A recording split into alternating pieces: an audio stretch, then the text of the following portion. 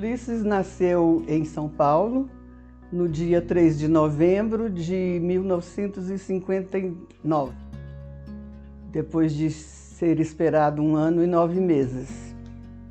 Depois de 1 ano e 8 meses do nascimento do Ulisses, nós viemos para Brasília. Meu marido foi convidado para gerenciar uma empresa e nós viemos e moramos no plano piloto por alguns meses, mas como eu morava na W3 e o Ulisses costumava fugir atrás do pai, eu corri atrás dele para pegar na W3, né? Aí eu optei por mudar para Taguatinga, que era mais tranquilo.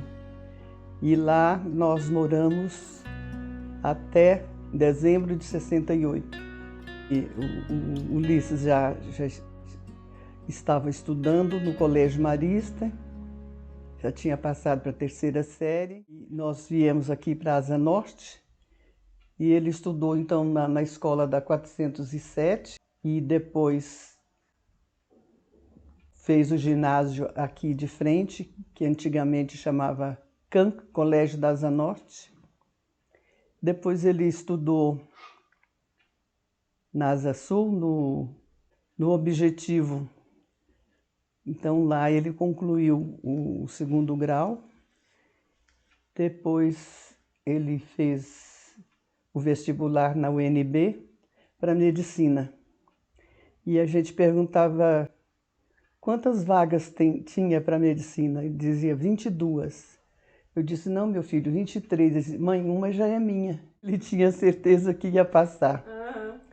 E, de fato, ele fez um curso brilhante, foi representante de turma por vários anos, foi orador da turma na formatura e foi um discurso muito calorado, porque foi na época da Revolução, mas foi, segundo o padrinho dele, padrinho de Crisma, disse, Ulisses, você tem muita coragem, eu não teria coragem de falar tudo que você falou. Ulisses foi uma criança diferente das outras, principalmente dos irmãos, porque enquanto os irmãos e a garotada ficava brincando lá embaixo, os irmãos iam matar passarinho ali no campo da universidade, ele ficava mais concentrado nos livros, sempre gostou de ler, e eu comprava coleções de livro para ele, e a diversão dele era desenho animado, é o que ele mais gostava. Nunca nos deu trabalho, né, com referência ao estudo, porque ele sempre foi muito estudioso, tirava sempre as melhores notas. Como adolescente, ele foi também assim, não nos deu trabalho. Mas uma coisa interessante, que quando ele fez 18 anos, ele até já estava na UNB, então eu dei de presente para ele, numa caixinha, a chave da casa, né? Para dizer que ele já era adulto. E ele saiu com o melhor amigo que ele tinha, que morava aqui na quadra e era colega lá na UNB. Simplesmente ele não voltou. Passou a noite fora e eu sem dormir, preocupadíssima. Quando foi de manhã, bem cedinho, eu me levantei e falei, meu Deus, aonde que eu vou procurar essa criatura? Quando eu abri a porta, ele estava subindo a escada cantarolando. Eu disse, meu filho, mas onde é que você andava e onde é que você passou a noite? Ele falou, mãe, eu e o Giovanni fomos primeiro ao cinema, depois nós fomos fazer um lanche, e depois nós viemos para casa e sentamos aqui na ponta do bloco e ficamos conversando. Quando a gente viu, estava amanhecendo. Aí falamos, vamos esperar o sol nascer. Que foi na hora que ele estava voltando e eu encontrei com ele, né? Então, quando ele foi fazer o intercâmbio nos Estados Unidos, a família onde ele estava era evangélica. mas disse que ia levá-lo numa igreja católica, onde tinha os padres espanhóis, que daí era melhor para ele entender, né? E lá ele conheceu e ficou muito amigo do padre Gonzalo. Um dia ele confidenciou ao padre Gonzalo que ele tinha intenção de seguir a carreira sacerdotal, mas tinha receio de comentar isso com a família. Então o padre Gonzalo me fez uma carta de lá dos Estados Unidos, contando esse interesse dele e procurando saber o que a gente achava, né?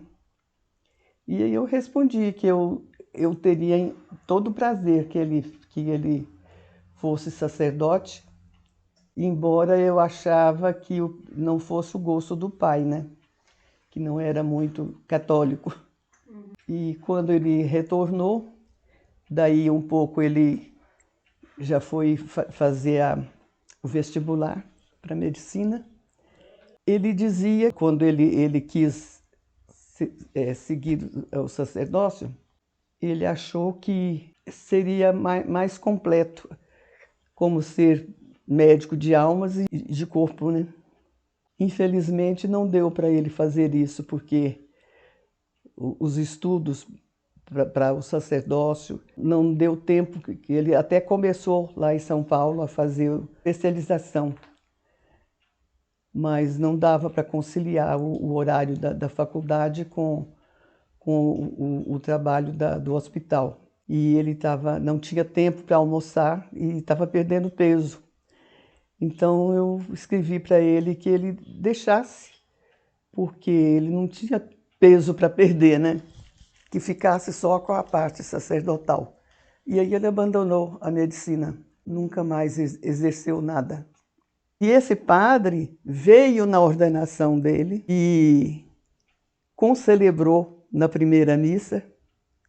Eu tinha até a foto, da que está lá com o Zé Fernandes. Uhum. A primeira missa dele aqui na paróquia, né? E o padre amigo. Veio ele e o irmão. Os dois são padres. Nossa, que legal. O padre Antônio e o padre Gonzalo.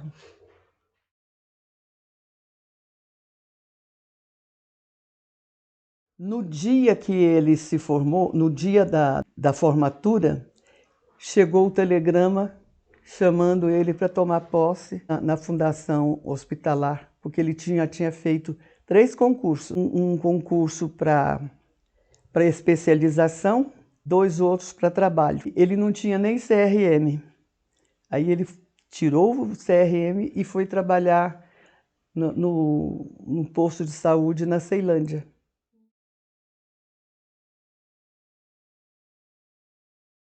Quando ele era catequista e do grupo jovem lá na paróquia São José, ele escreveu para o bispo, acho que do Paraná, Dom Mauro, procurando saber uma congregação onde ele pudesse estudar, né, para padre. E nos moldes que ele queria, Dom Mauro informou que seriam os Oblatos de Maria Imaculada. Então, por 2 períodos de férias, ele e aquele amigo que eu falei, o Giovanni, que os dois passaram conversando a noite inteira, eles iam nas férias lá para a casa de formação, para ele conviver, ver como é que era a rotina lá e tudo, né? E aí ele começou o curso de filosofia. Começou o primeiro ano de filosofia. Depois o outro ano ele foi para Salvador. Lá tinha também a congregação e eu não sei como foi a vivência dele lá, né?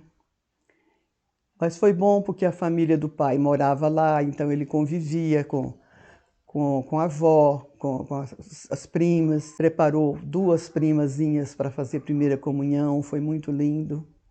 Depois ele voltou para São Paulo, terminou os 2 anos de filosofia e, ao mesmo tempo, fazendo teologia. E cursou teologia mais 3 anos, quando ele foi ordenado. mas tu vem e segue-me. Tu vem e segue-me, e serás luz para os homens, e serás como o sal da terra. No mundo deserto abrirás uma nova estrada. Ficou quase 5 anos. Ele ficou como vigário, né?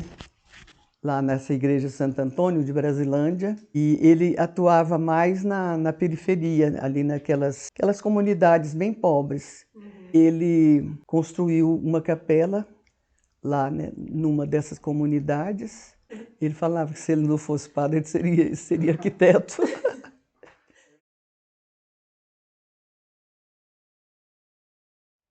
Ele realmente não estava assim muito satisfeito lá e sabia que aqui o seminário estava precisando de professor. Então ele me pediu para conversar com o padre Samuel, para o padre Samuel marcar uma entrevista dele com Dom Alberto Taveira, que era o bispo na ocasião, né? Então ele veio e Dom Taveira se encantou com ele, botou no carro e foram para Samambaia e levou nas paróquias todas para ele escolher onde ele queria ficar. Mas ele sentiu assim um pouquinho que a tendência era ali Nossa Senhora Aparecida, porque o Monsenhor estava doente, né? E lá estava sem padre assim definitivo. Até Dom Alberto de vez em quando celebrava lá. Vocês não se lembram? Era um barracãozinho de madeira e então ele optou por ficar lá na Samambaia. E então ele foi licenciado lá pela congregação dos Oblatas e veio para Brasília e foi lá para Nossa Senhora Aparecida. E daqui para frente vocês já sabem. Nunca soltaram ele, né? E por essa estrada vai, e não te voltes para trás, e não te voltes para trás. Nossa paróquia, em todas as paróquias de Brasília e do mundo inteiro, celebramos o centro da vida cristã, da vida católica, a instituição da Eucaristia. Jesus Cristo, o Filho de Deus, morto e ressuscitado, que se faz o alimento espiritual para o seu povo. É um acontecimento extraordinário. Deus, na sua sabedoria, inventou, criou esta maneira maravilhosa de estar sempre conosco. Nosso alimento, ele entra em nós. O ser humano, ele é criado corpo e alma. Nós não somos só corpo, não somos só alma. Somos corpo e alma. Por isso que a Eucaristia, ela é um alimento corporal, um alimento visível, palpável, sensível, nós dizemos. Mas é também um alimento espiritual, porque naquela aparência de pão e vinho está verdadeiramente, realmente presente o mesmo Cristo ressuscitado, que vem a nós, para que nós nos enchamos da sua presença e da sua graça e possamos pouco a pouco nos transformar nele.